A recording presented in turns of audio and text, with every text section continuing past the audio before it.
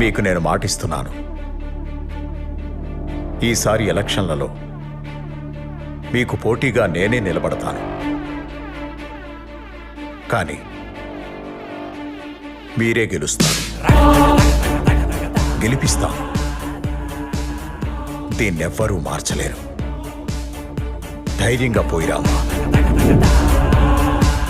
వివేకానందరెడ్డి ఇంట్లో చీమ చిటుక్కుమన్న శబ్దాన్ని కూడా అందరికంటే ముందు జగన్ చెవికి చేరవేస్తున్న గుంటనక్క ఎర్ర గంగిరెడ్డి.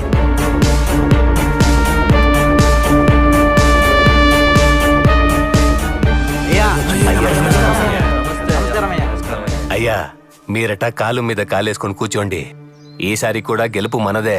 అయ్యా, ఈసారి ఒక్క ఓటు కూడా అటు ఇటు పోదు, గెలుపు మనదే. అందరికీ నమస్కారం. ఈసారి